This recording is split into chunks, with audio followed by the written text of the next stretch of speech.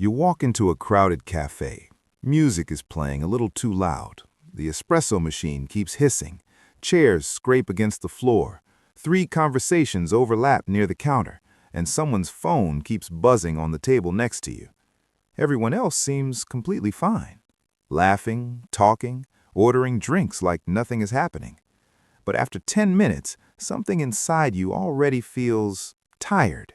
Your shoulders tighten, your brain feels crowded, and suddenly all you want to do is step outside and breathe. So the question starts creeping in. Why do loud, busy places drain you so much faster than other people? Are you just sensitive? Antisocial? Bad at handling stimulation? Or is something deeper happening inside your brain that most people simply never notice? Because once you understand what's really going on, this experience starts to make a lot more sense, and it might even change how you see yourself.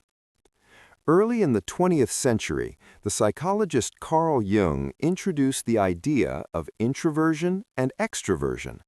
But the way most people talk about those words today is a little misleading. Introversion doesn't simply mean shy, and extroversion doesn't simply mean outgoing. At its core, the difference has a lot to do with how our brains respond to stimulation. Some nervous systems are built to seek out stimulation, others are built to process it deeply. And that difference becomes extremely obvious in loud, crowded environments. When you walk into a busy place, like a bar, a party, or a shopping mall, your brain immediately begins processing an enormous amount of information. Voices, facial expressions, movement, music, background noise, light levels, social cues, emotional signals from the people around you. Your brain is constantly filtering this flood of data. But not everyone's filter works the same way. Research in personality psychology, including work by psychologist Elaine Aron, suggests that some people have what's called a highly sensitive nervous system. That doesn't mean fragile or dramatic. It simply means their brains process sensory and emotional information more deeply and more thoroughly. Imagine 2 computers receiving the same amount of data. One skims it quickly and moves on. The other opens every file, examines every detail, and cross-checks everything before moving forward. The second computer isn't weaker. It's just doing more processing per second. And that's often what's happening in your brain in busy environments. You're not just hearing the music, you're also noticing the tone of the singer's voice, the rhythm of the beat, the conversation happening 2 tables away, the body language of the people standing by the door, the subtle tension in someone's voice across the room. Your brain is quietly analyzing everything, which means it uses more mental energy. There's also a brain chemistry piece to this. Extroverted brains tend to be more responsive to dopamine, the chemical associated with reward and stimulation. Busy environments can feel energizing for them because stimulation actually boosts their sense of reward. But for more stimulation-sensitive brains, too much input can quickly push the nervous system toward overload.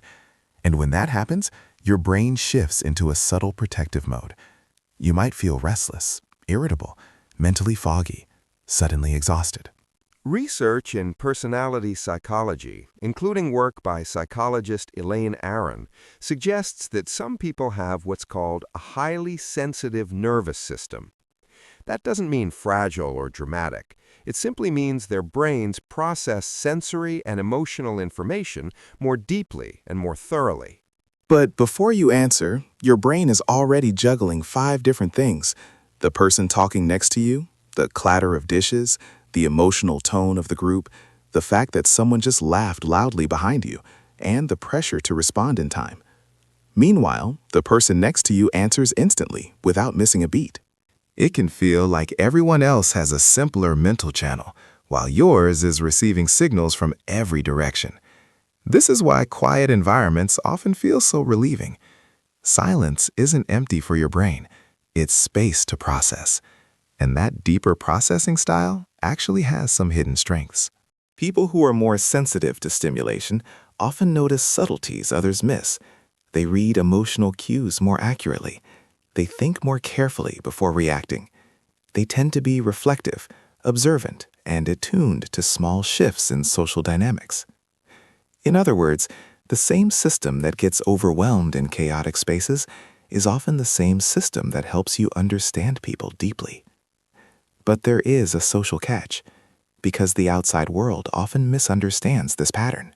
If you leave a loud party early, people may assume you're bored or antisocial. If you prefer quiet environments, others might interpret that as being distant, and this misunderstanding can create a subtle feedback loop. You feel drained in busy places, you withdraw or step outside. Others interpret that as disinterest. You feel slightly out of place.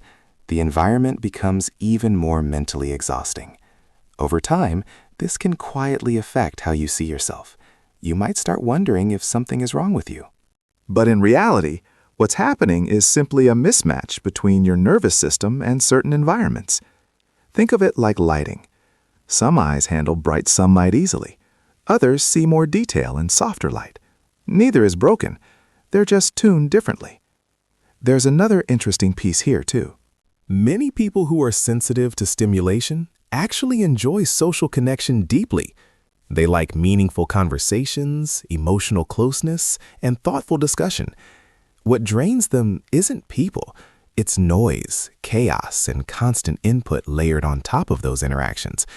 A quiet dinner with one or two close friends might feel energizing.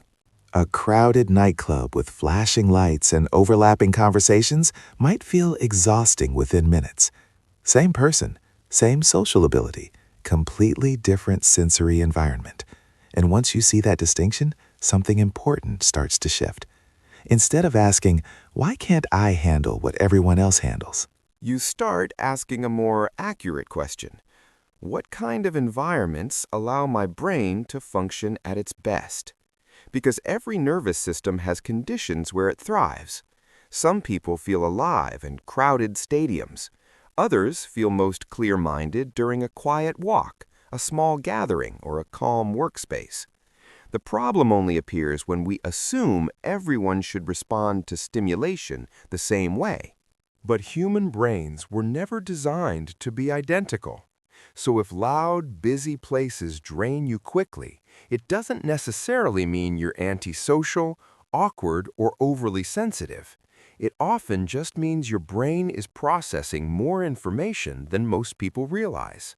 And that kind of brain sometimes needs silence the same way muscles need rest after a workout. Let's return to that cafe from the beginning. The music is still playing. The espresso machine is still hissing. Conversations still overlap across the room.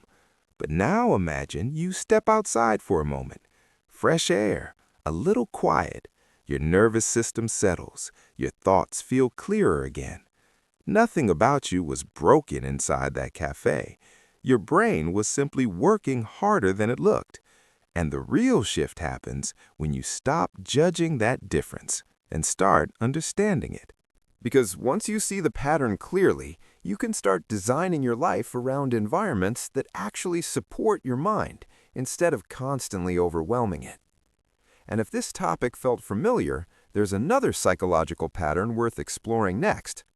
Many people who get drained by loud environments also experience something interesting in conversations themselves, moments where their mind suddenly goes blank during social interaction.